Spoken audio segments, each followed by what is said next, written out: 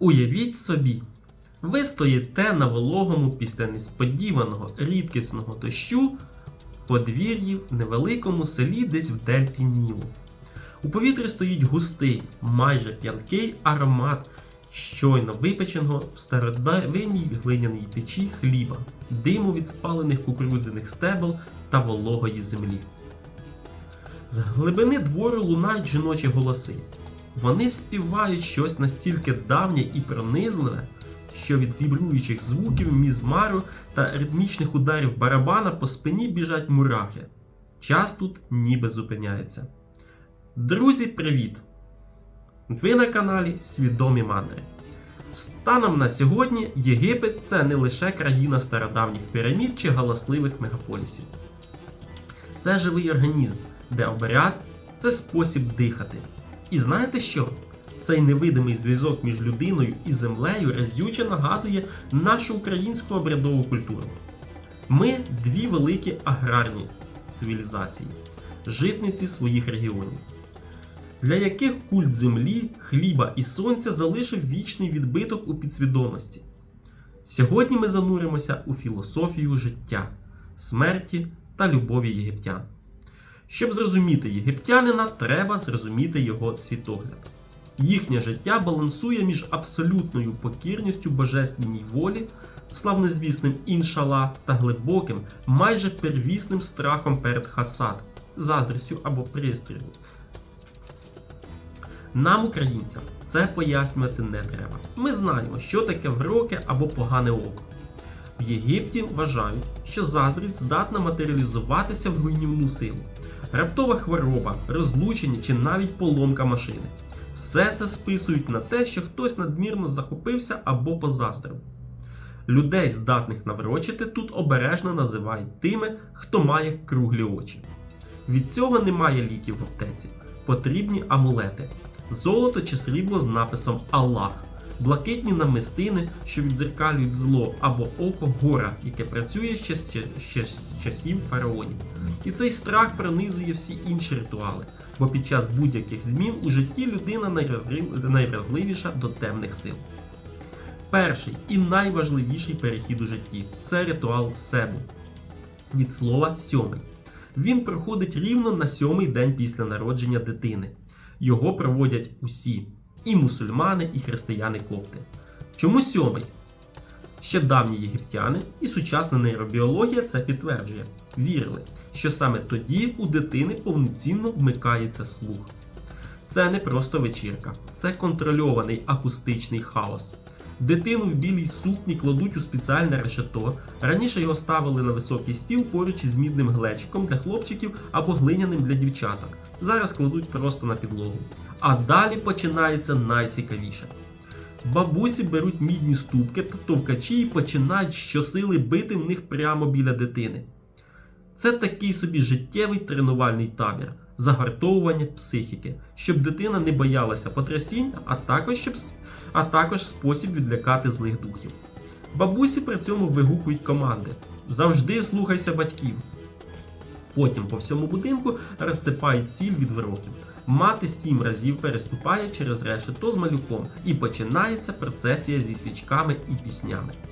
Навіть зараз, у 2026 році, в епоху TikTok, молоді батьки знімають це на відео, купують дорогі декорації, але основа – сіль, мідна ступка та решето – залишаються непохитною. Коли діти підростають, починаються ініціації. І вони дуже різняться.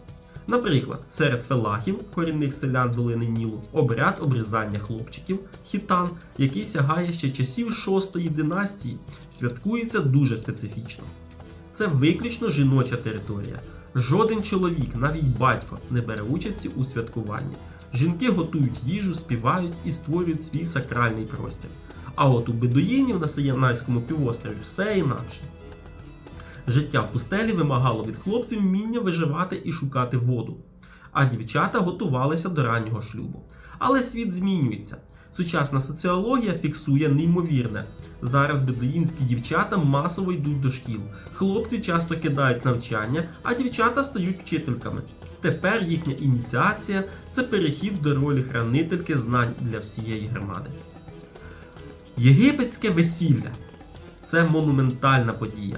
Як і наше українське, з його сватаннями, дівич-вечорами та короваями, воно має свої чіткі етапи. Починається все з хотуби – заручин. Традиційно жених мав принести махр – гроші та шапку – набір золотих прикрас. Сім'ї роками збирали на це кошти, але покоління зумерів диктує нові правила.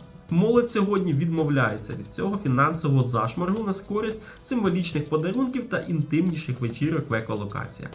Обмінюються обручками. Жених носить срібну, іслам забороняє чоловікам золото. Наречена – золоту. Спочатку на правій руці, а в день весілля – на лівій.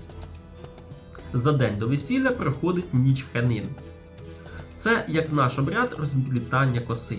Наречена в рожевій сукні, вдома лише жінки, лунають пісні. Головне – нанесення складних візерунків з хни на руки та ноги. Це не просто макіяж, це магічний бар'єр від злих духів. Кульмінація – це зафа.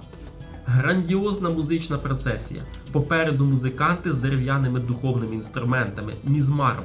Завдяки техніці циркулярного дихання він видає безперервний пронизливий звук, що вводить у транс. Гіпнотичний ритм задають барабани дарбука і даф. Танцюристи балансують з мечами чи канделябрами на голові. Але головний звук – це загарід.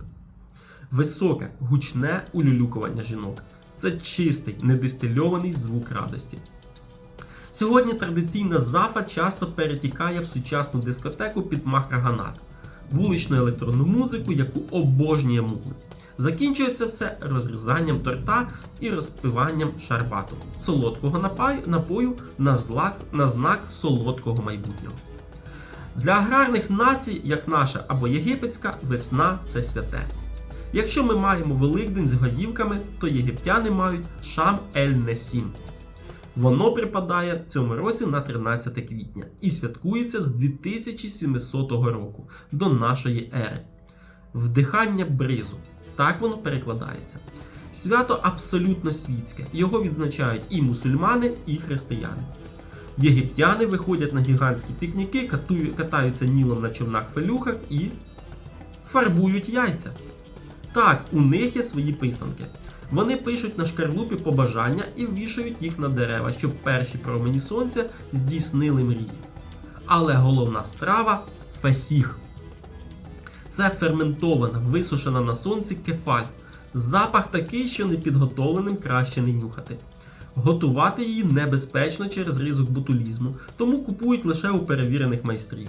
Заїдають зеленою цибулею – символ перемоги життя над смертю, та салатом – символ бога родючості Ніл. Сільськогосподарський побут фалахів – це магія. Коли немає дощу, вони, як і багато інших народів, вдаються до колективних молитв. Бо гуртова молитва сильніша за індивідуальну. Праця супроводжується грою в аргулі, подвійному кларнеті, який видає гудячий гіпнотичний бас. Але найсакральніше – це хліб. Якщо в нас коровай – це сонце, то в Єгипті хліб називають аїш, що буквально означає життя. Жінки прокидаються до світанку, щоб випекти аїш шамсі – сонячний хліб. Тісто сходить прямо під палючим єгипетським сонцем. Перед випіканням роблять 3 надрізи, як за часів фараонів. Печуть у глиняних печах, які топлять кукурудзяними стеблами. Спека, дим, але жінки продовжують працювати. Це їхній ритуал єднання.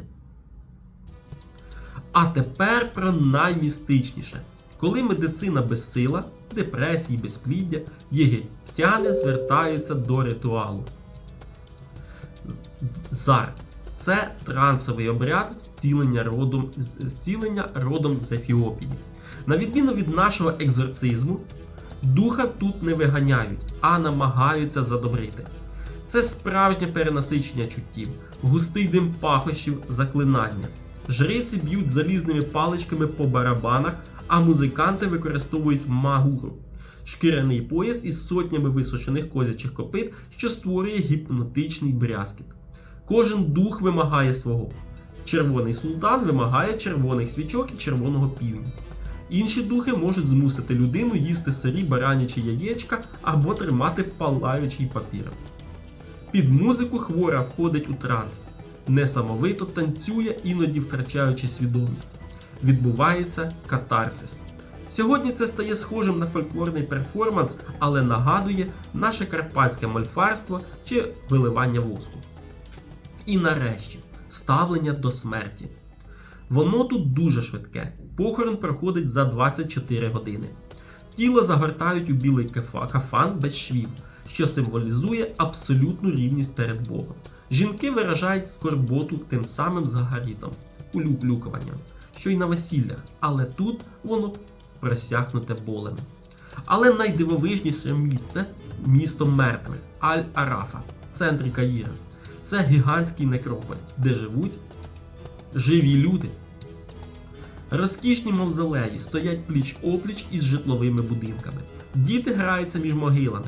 На вихідних сім'ї відкривають родинні гробниці ключами, сидять біля померлих, їдять, діляться новинами. Під час похорону жінки моляться відкрито біля чоловіків. Гендерні бар'єри пом'якшуються. А поруч коптські кладовища з янголами. Обидві релігії вірять, мертвим потрібна наша пам'ять. Хіба це не нагадує наші проводи чи гробки, коли вся родина несе паски на цвинтар і розділяє радість з предками?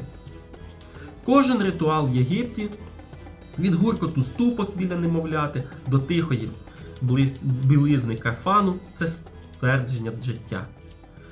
Ця країна зберігає обряди не як виставу для туристів, а як реальний інструмент взаємодії зі світом. Магія тут живе на запорошених вулицях, у гарячому димі печей і голосах жінок під палючим сонцем. Це життя у його найвищому, найгучнішому прояві.